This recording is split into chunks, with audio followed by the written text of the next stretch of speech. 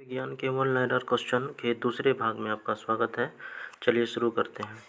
पहला है deuterium oxide D2O क्या कहलाता है? तो यह भारी जल कहलाता है। भारी जल की खोज किसने की थी? भारी जल की खोज H.C. यूरे एवं वॉसबर्न ने 1932 ईस्वी में की थी। आगे है भारी जल D2O जमता है, तो D2O जमता है 3.8 डिग्री सेल्सियस पर। भारी जल में प्रयुक्त होता है, भारी जल प्रयुक्त होता है न्यूट्रॉन के मंदक के रूप में और ट्रेसर के रूप में। आगे है भारी जल का अनुभार कितना होता है? भारी जल का अनुभार 20 होता है।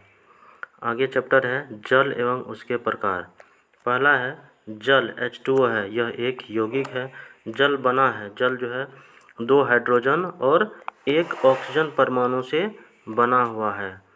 जल में हाइड्रोजन और ऑक्सीजन का भार अनुपात होता है, तो यह 1:8 के अनुपात में होता है। जल में हाइड्रोजन और ऑक्सीजन का आयतन का अनुपात होता है, तो आयतन का अनुपात 2:1 होता है।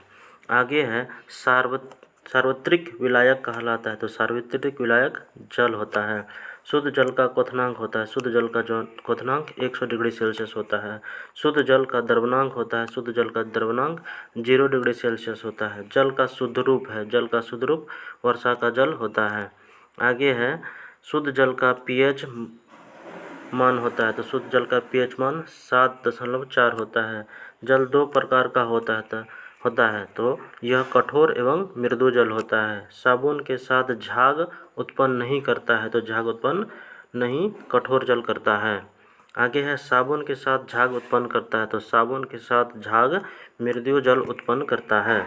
आगे है जल की अस्थायी कठोरता का कारण है, तो उसमें कैल्शियम एवं मैग्नीशियम के बाइकार्बोनेट घुले रहते हैं। आगे है जल में अस्थायी कठोरता का कारण है, तो जल में अस्थायी कठोरता का कारण कैल्शियम और मैग्नीशियम के क्लोराइड तथा सल्फेट के घुले रहने के कारण होता है। आगे है जल की अस्थायी तथा अस्थायी कठोरता दूर हो जाती है कब? जब जल में सोडियम कार्बोनेट डालकर उबालते हैं तब।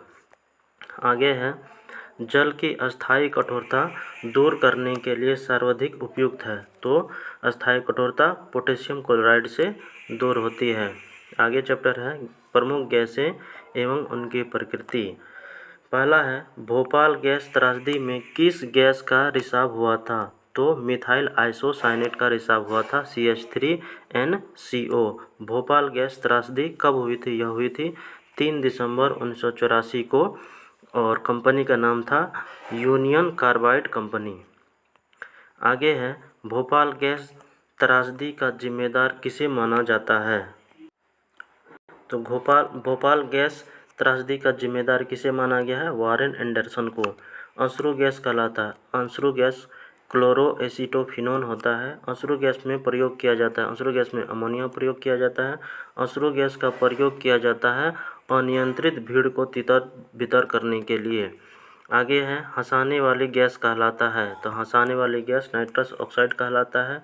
हाथ से लाफिंग गैस की खोज किसने की? तो प्रिस्टले ने की थी। गुब्बारों में भरी जाती है, तो गुब्बारों में हीलियम गैस भरी जाती है।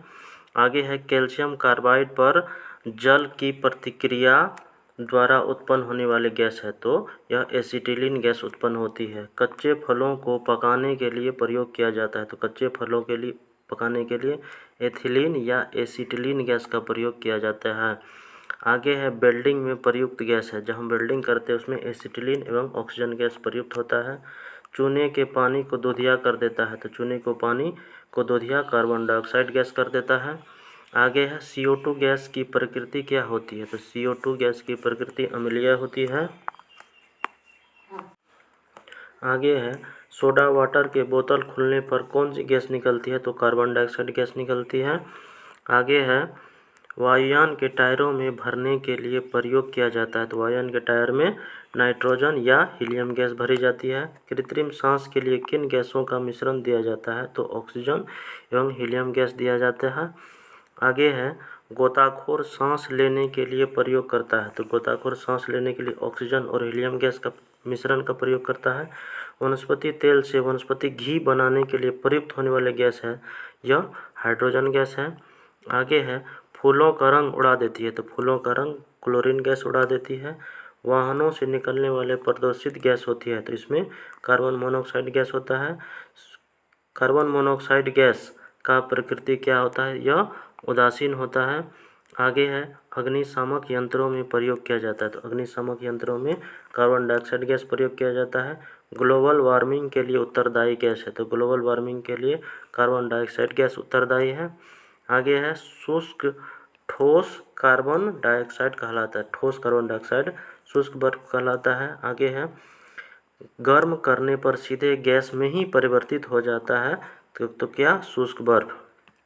आगे है सोडा वाटर बनाने में प्रयुक्त होता है तो सोडा वाटर बनाने में CO2 गैस प्रयुक्त होता है।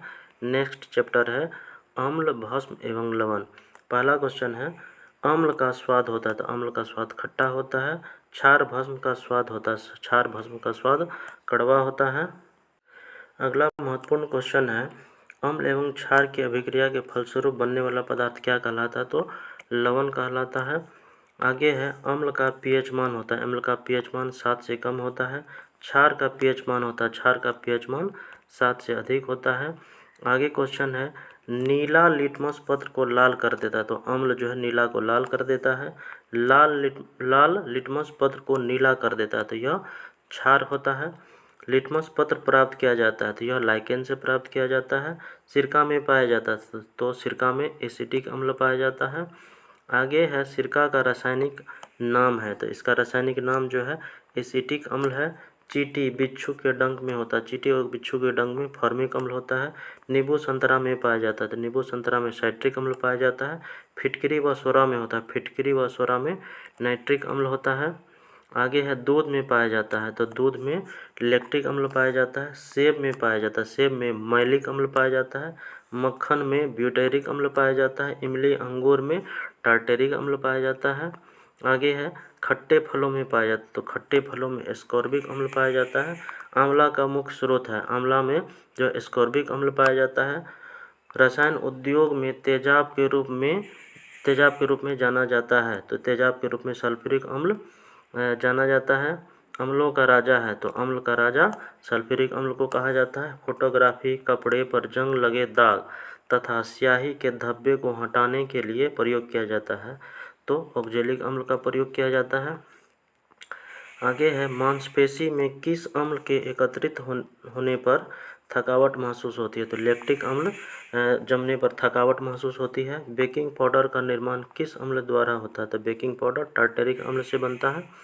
आगे है अम्ल में कौन से तत्व के परमाणु अनिवार्य रूप से रहता है तो अम्ल में हाइड्रोजन का रहना अनिवार्य है। अम्लराज जिसे एक्वारेजिया कहते हैं, यह किसका मिश्रण है, यह हाइड्रोक्लोरिक अम्ल और नाइट्रिक अम्ल का मिश्रण है 3:4 के। आगे है अम्लराज का सूत्र होता है तो अम्लराज का सूत्र HNO3 + HCl होता है।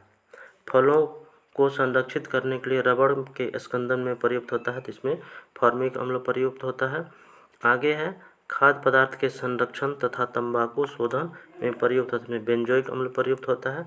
वर्षा का जल का pH मान 5.6 से कम हो जाता है उसे क्या कहते हैं, तब उसे अम्लीय वर्षा कहा जाता है।